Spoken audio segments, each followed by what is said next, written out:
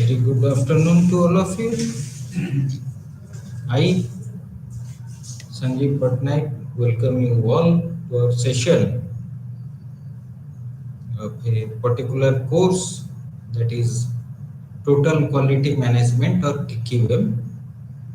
Uh, it has been coded as MMPC 019 in our course. We have discussed about Unit 1 under Block 1, that is an overview of TQM. In Unit 1, we saw about the basic concepts regarding TQM. Now today we shall move into Unit 2. Now here in Unit 2, we shall try to uh, see the various persons who were responsible for development of this TQM or the Total Quality Management. Now many kind of philosophies or schools have come up regarding the quality management approaches. Out of them, most of the people are from Japan either or from US. So first and foremost, when we talk about quality or the quality management or TQM, the names of Deming and Juran comes forward. Both of them were basically they had their career in America or United States of America. However, since their uh, total quality approaches were considered to be not so, what we can say, uh, adaptable to the American scenario, they were not given proper attention. However, they had moved to Japan where they found a willing mass of workers, the entrepreneurs or organizations who took up the quality challenge, which has made Japan one of the leading quality manufacturers of various items in various sectors. Now, today we shall see about the various policies, the approaches, as it was given by the various leading thinkers. Now, how these quality approaches evolved over the ages. That is what we are trying to see. Uh, Before 20th century, production was an art and quality a measure only. Uh, if we try to walk down the time machine backwards, that means 4 or 5 generations behind, there were no mass production things, there were no mechanized productions. What we had? We had people who took up the creation of products and services as an art. And basically, the community was more or less segregated according to the art tradition, what the community was doing. Some were into pottery, some were into fabrics, some were into the, we can say, services like temples or places of worships, and somewhere into various other like agricultural activities. There were also communities who looked after poultry as well as the we can say the cattles. So think about the handloom.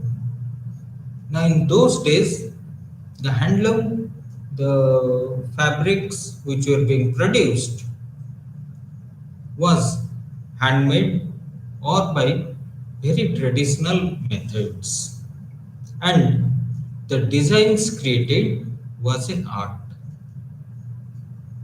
Nowadays we find also those kind of arts, but it is becoming extinct as day by day is passing on. And these things, the volume of production was low, which was sufficient to cater to the low demand in the marketplace. People were not having huge demand for various types of items. Now, in those times, when items were specifically done by individuals,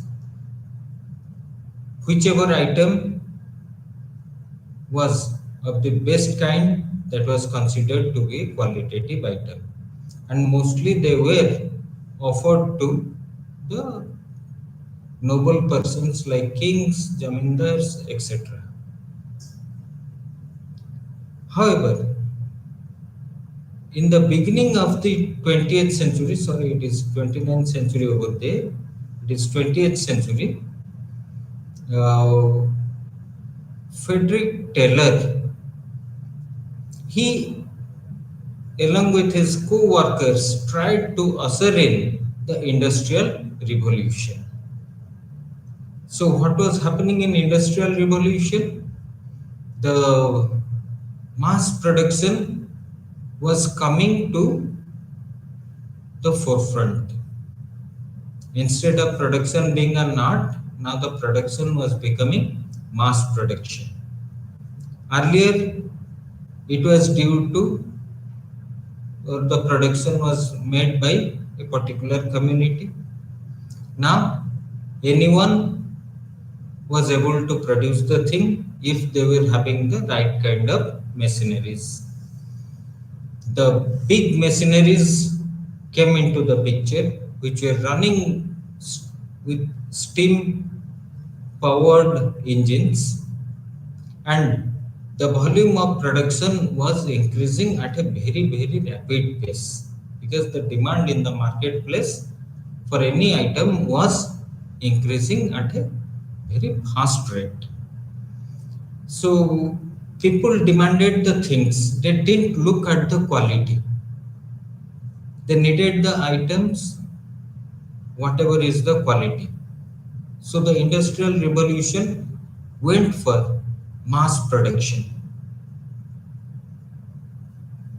People or the entrepreneurs or the workers or the organizations, they were looking only to produce the things, that means where to procure the raw materials, produce it, and ship it to the marketplaces.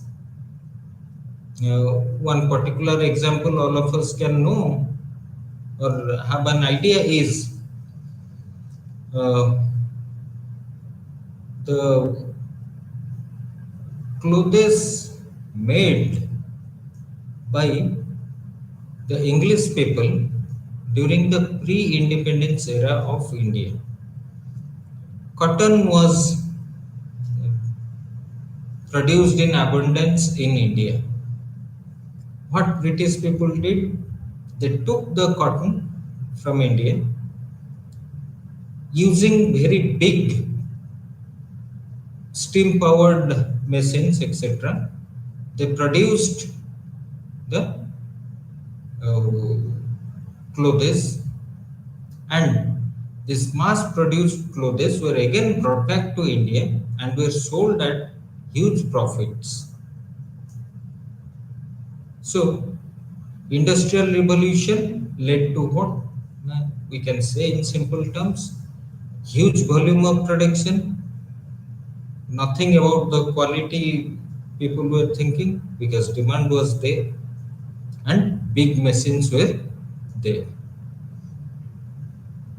There was division of labor and standardization of products. When we say division of labor, the industry was divided into different segments.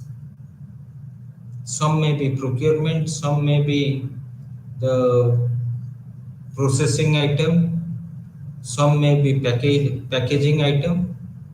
So whoever worked in whatever department they were recruited for, they become experts. Even though they were not experts, they were well trained in that particular work.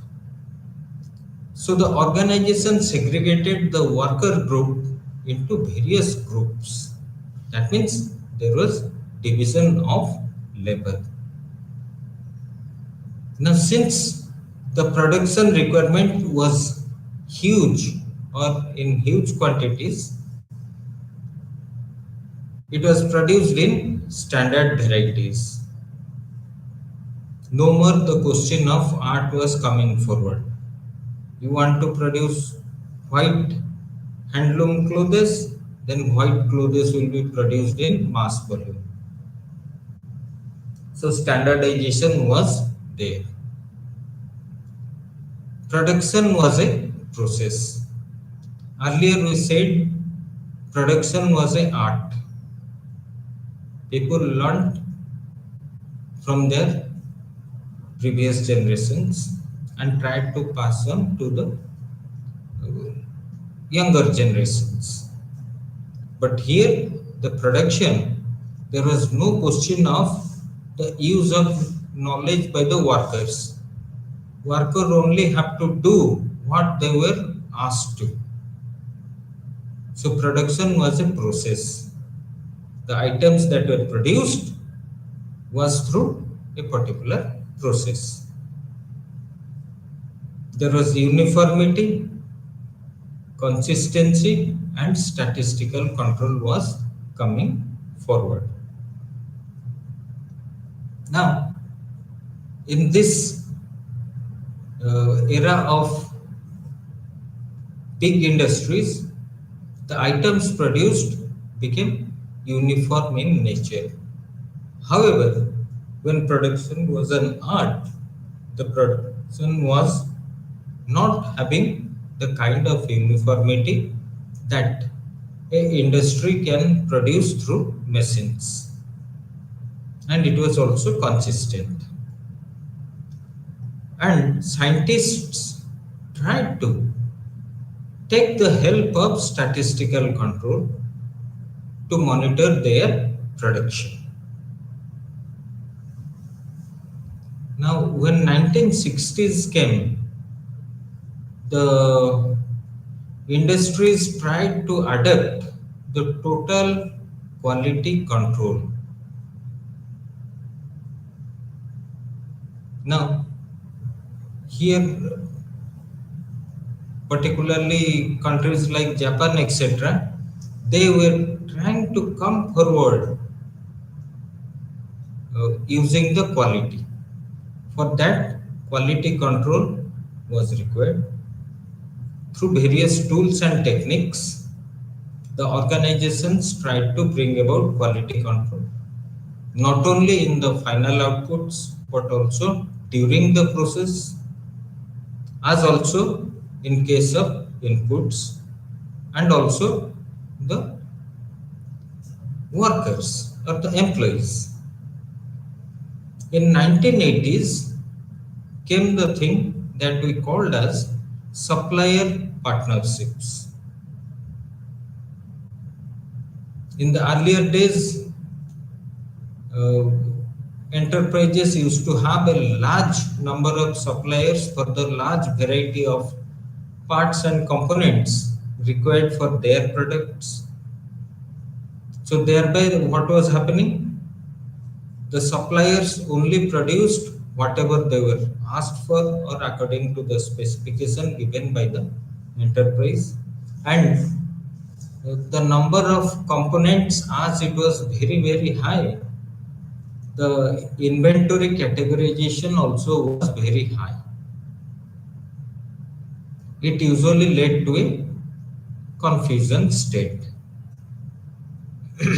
In 1980s, what happened? No, sorry. Enterprises started to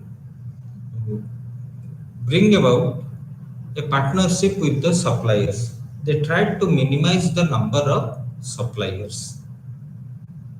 So supplier, what they did, they suggested to the enterprises some standard varieties of components which can be used in a large variety of products.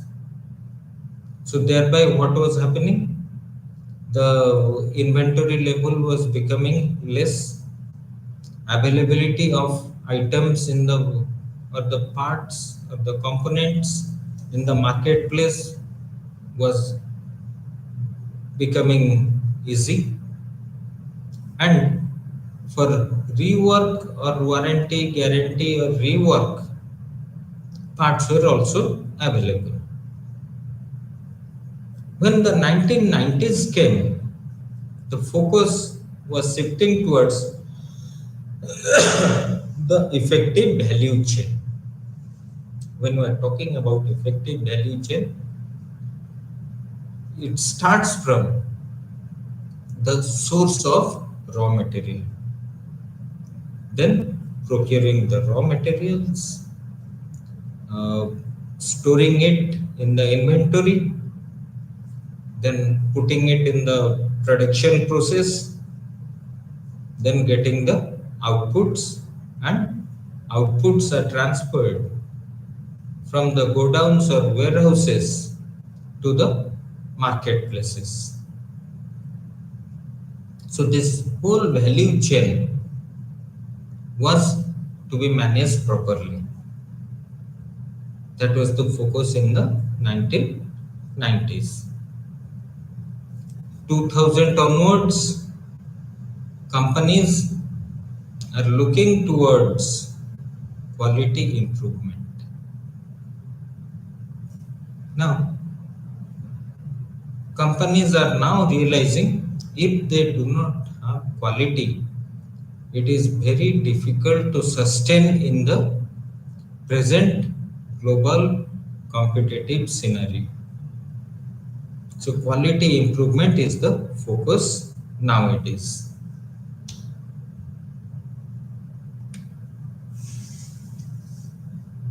Now, as our topic goes on, who were the persons behind all these kind of things? How this quality management came into the forefront? What the persons did so that the quality approaches were coming to the forefront?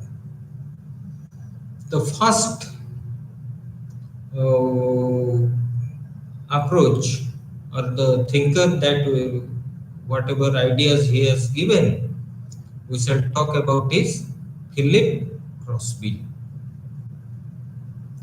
Quality management ideas of Philip Crosby, where he said, quality is free. If you have intention to learn about that, you can always readily learn it. There is no need to invest money to know about quality. So the we can say positive mindset towards quality management will bring about or usher in the quality in the enterprise. Now, first of all, we tried to find out what is a problem organization. That means if any organization, even though it is having all kind of things, facilities, workers, why it is not being effective or efficient. Now, those kind of organizations could be changed around or turned around so that they will deliver the goods once they become, good organizations. So, what are the systems of problem organization? He identified four things. Cosby said that an organization has extensive dealer network which is skilled in rework, because any kind of troubleshooting in the products, once it is passed on to the customer's hand, there are possibilities that it may develop a snag or some kind of troubleshooting will come up. In that case, the extensive dealer network is there to go for the rework and take corrective action in order to have customer satisfaction, because no customer wants that they should have a defective item in their hands. But here the organization, even if it is having extensive dealer network which could take care of the customers of the customer complaints, why is it lagging behind? That is a problem organization. Second is said about is there is no clear performance standard. Employees can develop their own. That means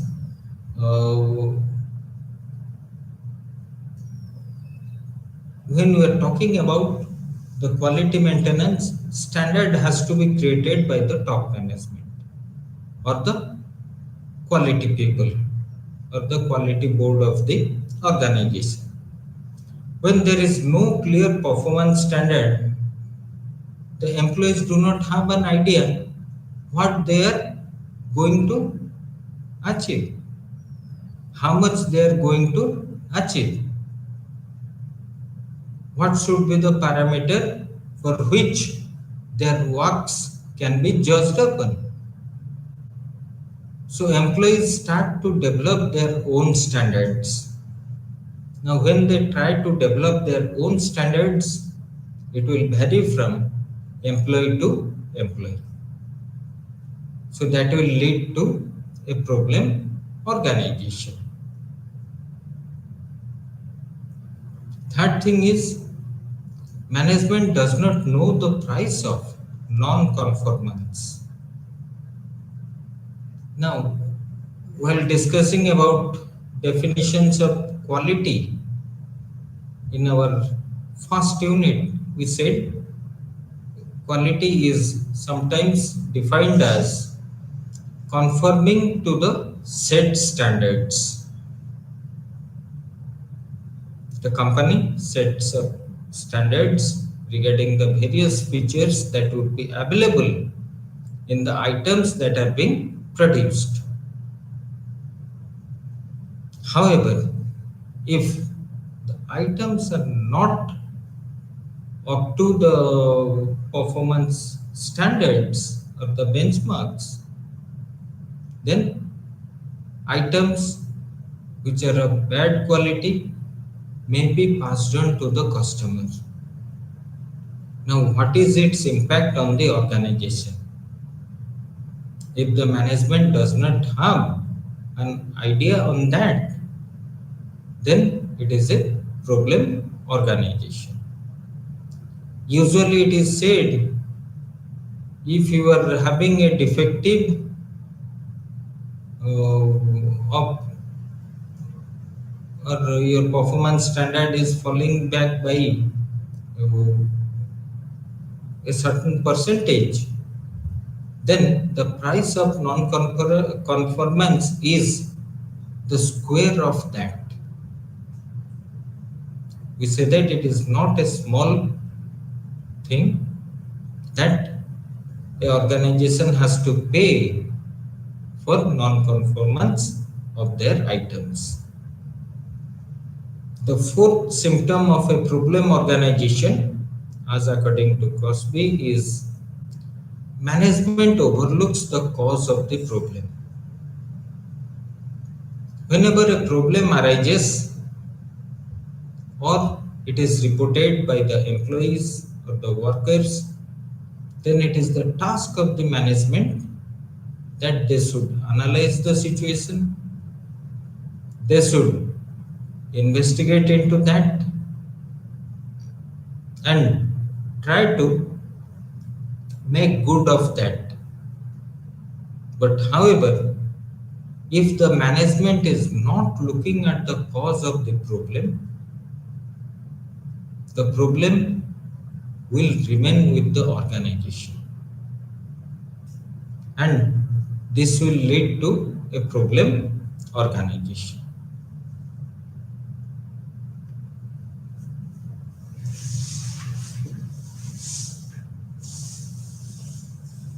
Now, the Crosby School, how it viewed the quality. What is the view of quality according to Crosby? Crosby said that quality is not only the responsibility of the top management only, or the employees or the workers, or the process only. It is everyone's responsibility in the organization. Everyone should take up the challenge that quality is maintained in the organization. Second thing regarding quality, Cosby said that quality is measurable. Now, in order to know that whether our items produced are of qualitative in nature or not, we set up standards and we try to match up the items produced with the standards. Now, the quality features in the outputs should not have any kind of confusion. They should be measurable in certain terms. Now, if it is measurable, it becomes easy to know whether the quality has been maintained or it has not been maintained. Third thing regarding the quality is instilling quality improvement never ends. Many times we as well as the organization tells that once we have implemented the quality program and have achieved certain results, so our quality task is over. No. Just like learning, we say we have got certain degree, our learning is over, our education part is over. The answer is no. When it is over, it is never over. More and more new ideas come forward and you try to get yourself acquainted with that so that you keep abreast with the latest education, latest developments in the field of the education. Similarly, quality improvement never ends. That means implementing or instilling quality improvement in the organization never ends. As and when certain better advanced techniques come forward or ideas come forward, we try to instill that in the organization. So it is an ongoing process. That means we change ourselves according to the changing scenario. Changing work culture is not accomplished quickly. When we are talking of quality, we say that we can achieve quality by forcing certain viewpoints on the workers and we'll get the things overnight. That doesn't happen. What we do over there? Nah, we go on hammering the quality approach into the worker's mind or the employee's mind, and it gets built inside the work culture. Changing the work culture overnight is very difficult, but on some day it will change or it can be changed. For that, you have to keep patience and you have to bring confidence in the mind of the employees.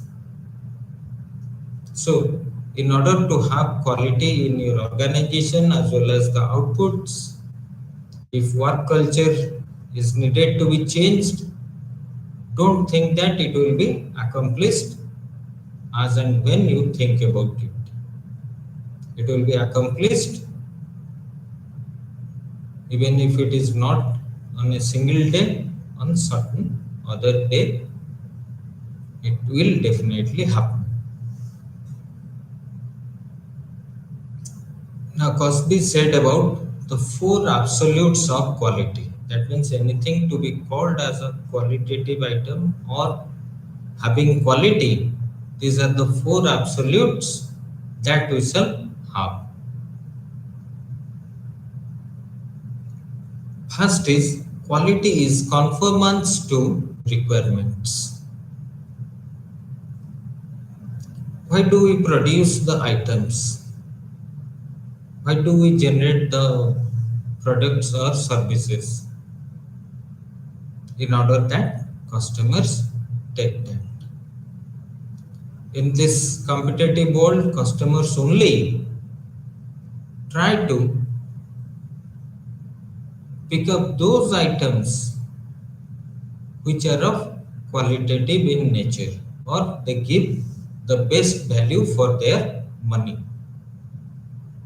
So looking at the requirements in general from the customers, we set up quality standards and we have to confirm the features in the items that at least they will be up to the mark.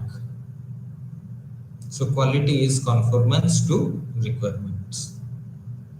Second absolute is quality is reached through error prevention.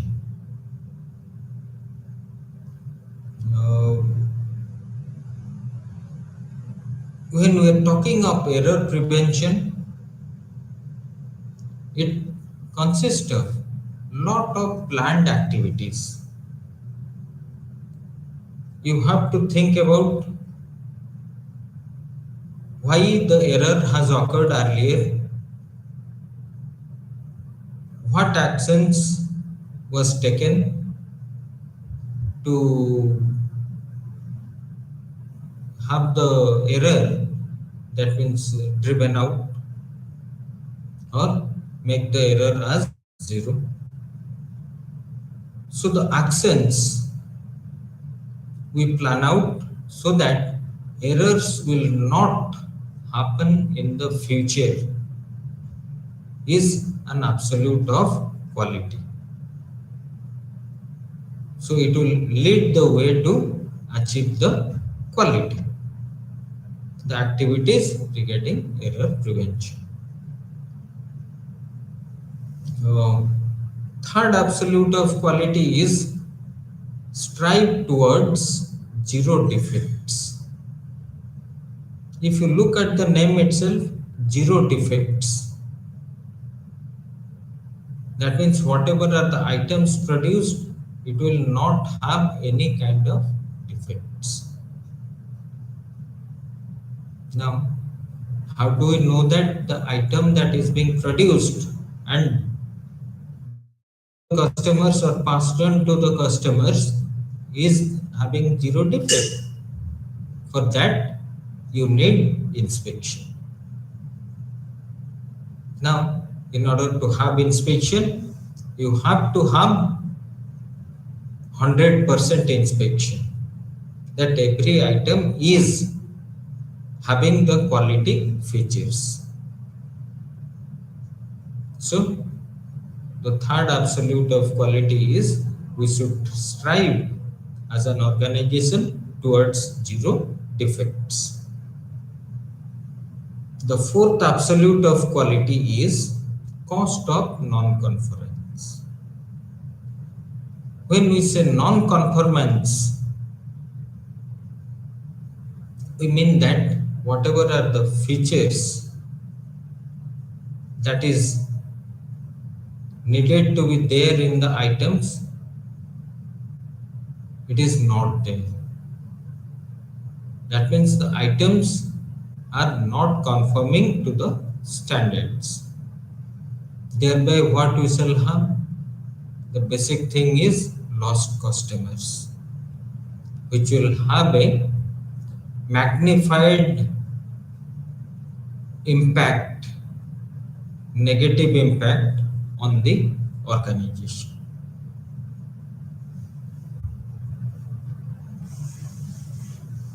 Now, Cosby, he talked about quality college. What are the things that the organization should have in the organization in order that quality is maintained? First is management commitment.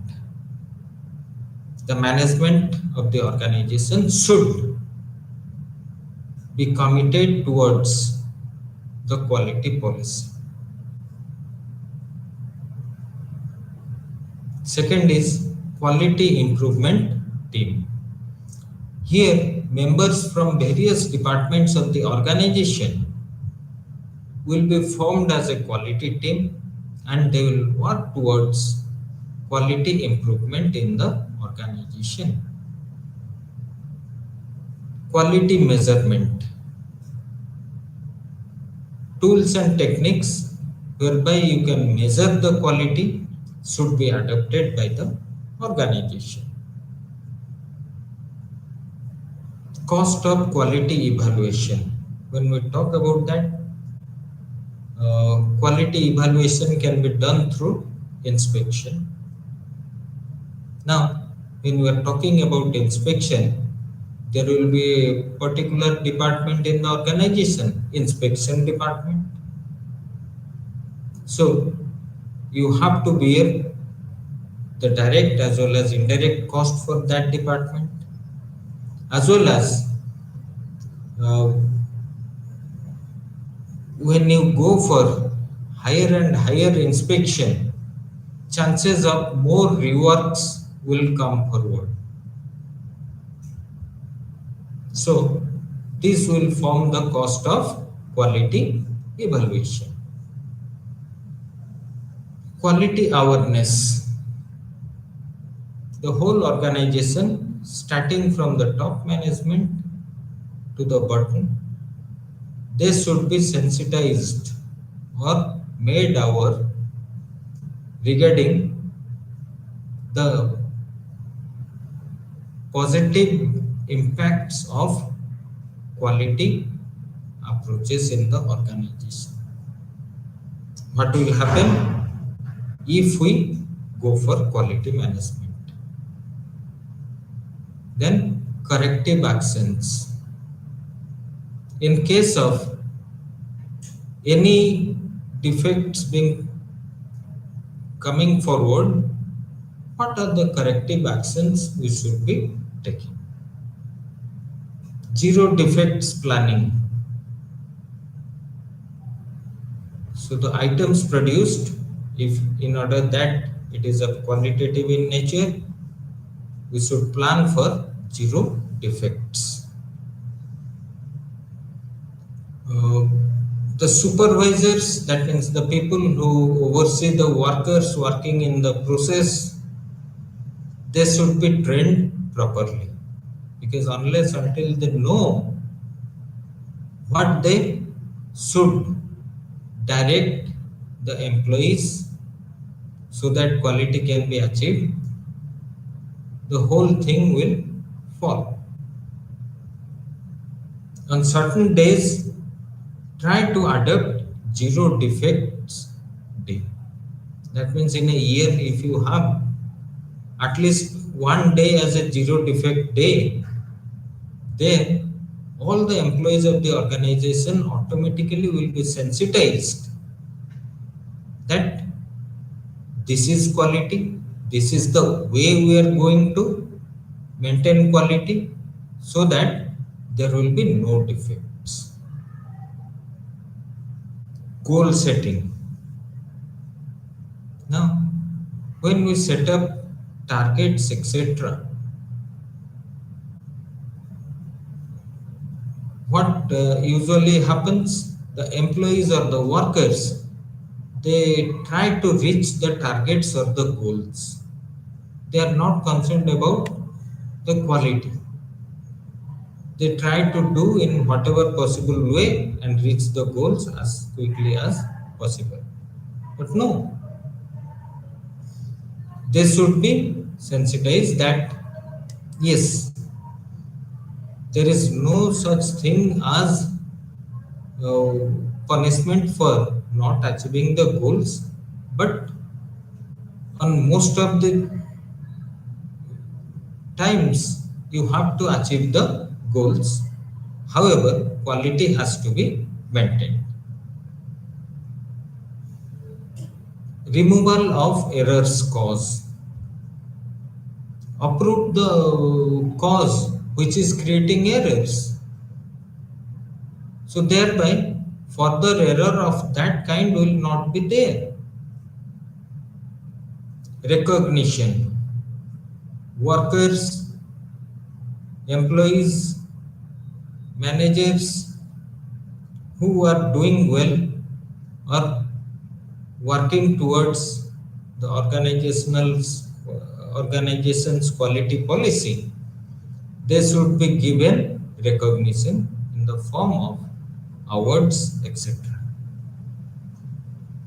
Quality councils, uh, departmental heads or senior management, there will be a group called as quality council. Do it all over again. That means the whole process is never ending. Wherever you are stopping, it is a new beginning.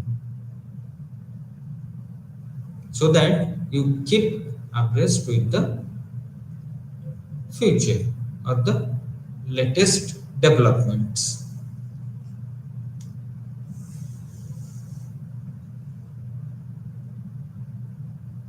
After Cosby, let us think about Deming's philosophy regarding quality. Deming has given 14 points regarding the quality philosophy. They are constancy of purpose for improvement.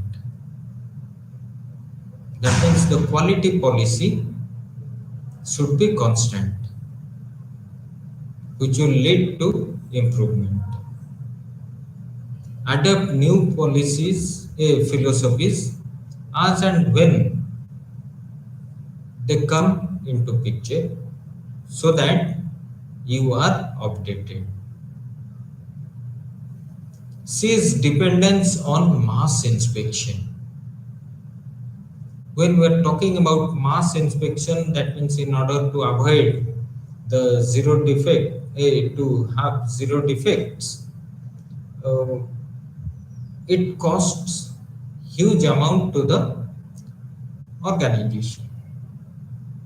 Instead of that, Deming said that you go for statistical quality control techniques, SQC, instead of mass inspection, thereby cutting down cost and making the inspection process faster.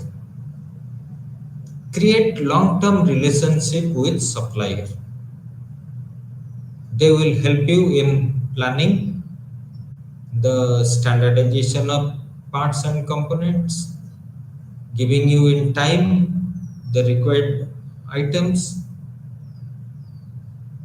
reduce waste and improve quality constantly. Now, when you reduce waste, that means outputs become higher in comparison to inputs. So productivity increases as well as the quality increases. There should be regular training of employees so that they have an idea on the quality philosophy. The supervisors should be leaders. Instead of having an approach of punishing the employees, they should act as guides for the employees, direct them towards achieving the goals. The employees' fear should be driven out. Employees are always having in the back of their mind that uh, we have to achieve target, otherwise our remuneration will be cut down or we may be driven out of the organization. No, don't have that kind of fear in the employee's mind. Break down barriers between staff areas. We have various functional areas like purchase, like production, like sales, R&D, etc. Have the staffs intermingle within themselves. Thereby, they can discuss about the various things which will lead to collective improvement of quality in the organization. Eliminate slogans and targets. Instead of shouting or putting targets on employees, try to guide them. Eliminate numerical quotas. If you have an employee, ask them that 20 units are to be produced per day. So in the back of the mind of the employee will be, whatever comes, I will produce 20 units within the given time frame, be it of required quality or be it not. Remove barriers to pride of workmanship. Many workers are there who do their work perfectly but are reluctant to put forward the ideas to the management. So remove those barriers. Have vigorous program of education and training and be active to implement the transformation. Deming said about statistical process control. We shall be learning about in this statistical process control. As we move on, there he said, identify the problem, try to catch hold of the problem's cause, analyze it, and find out the solutions, adopt the best solution so that the correction of the problem is there.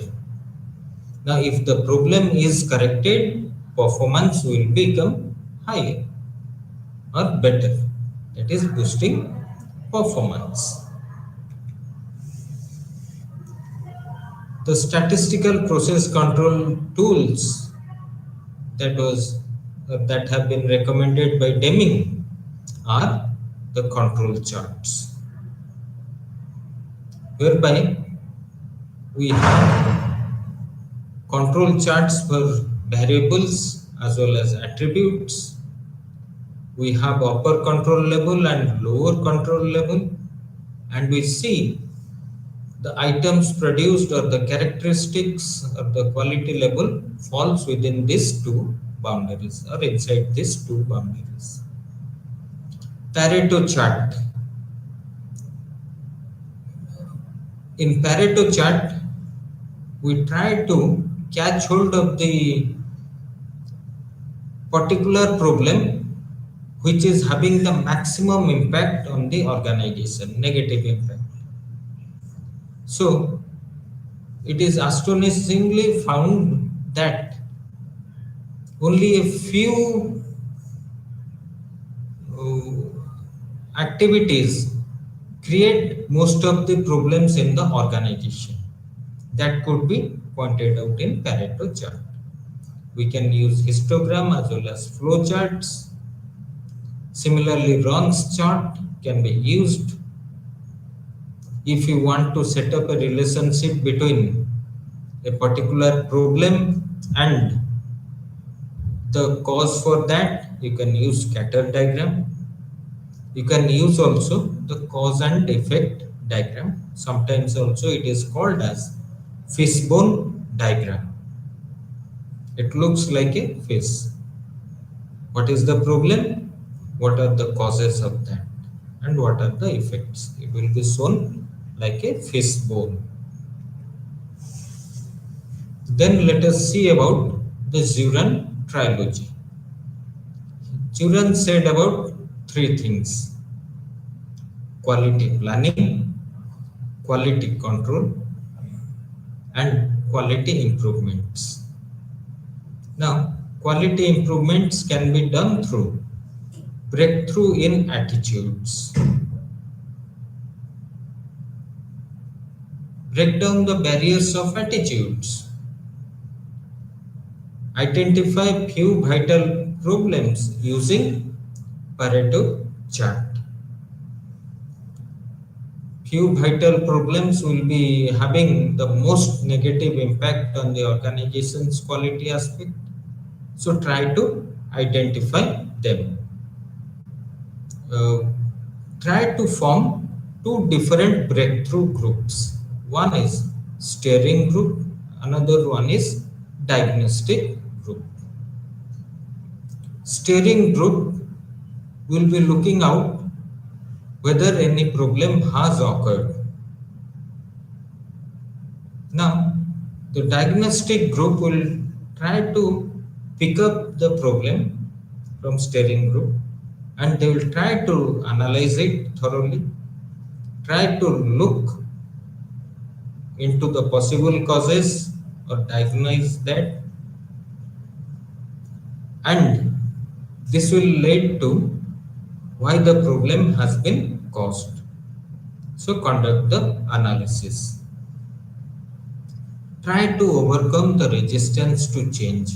We know that human beings are always reluctant to any kind of changes. So we shall try to overcome the resistance to changes. Implement that changes and set up various controls. Svenbaum, he said there is no such thing as permanent quality. It is always changing. Quality changes is the only constant thing. Personal leadership is the hallmark of good management. And if you are having qualities, it is essential for successful innovation. Uh, when you are talking about costs along with quality, both are complementary to each other. We know that quality needs higher cost in the form of better quality raw material, better process, better trained employees, etc. But the end results, the volume of sales or the revenue generated are also higher. So the quality and costs are complementary to each other. higher quality requires higher cost, but we get much more higher benefits out of that. Apart from this, Westerners, we have Japanese quality gurus.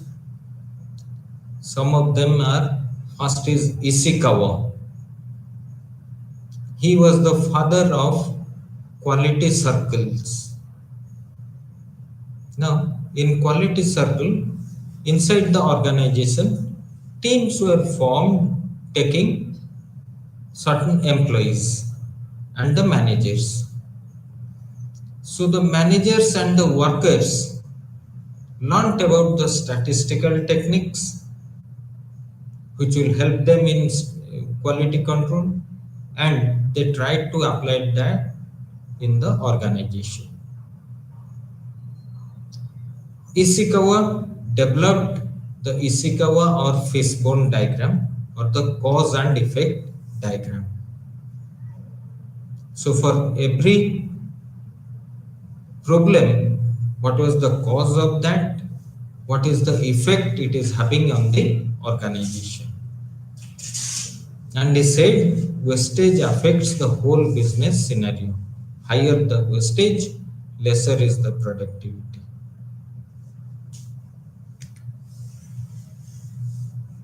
When we are talking about Singo, he talked about zero defect policy. Any item produced will have no defects. So here he talked about 100% in process inspection. Every item produced was to be inspected thoroughly. If anything was found to be defective, it was reworked or it was thrown away.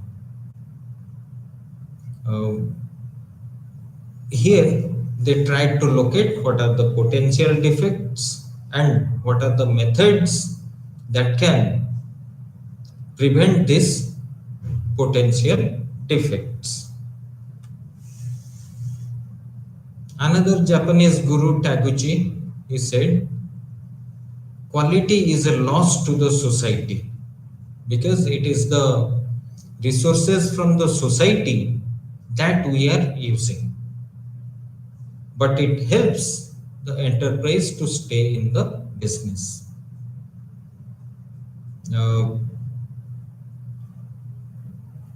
He said about the traditional inspection, that means go for 100% inspection.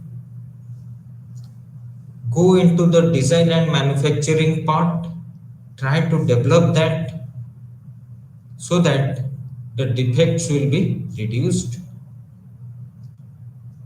He also talked about reduction of performance variation. That means the performance should be well and good according to the promised things or set standards. And here he talked about also the statistical techniques.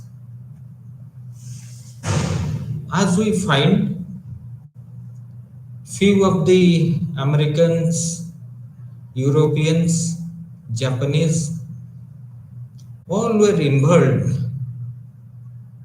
in the development of quality. Many of us know that Americans were the first for industry development, but it was Japan which has taken over that due to quality. So with this, we end up this session. Thank you.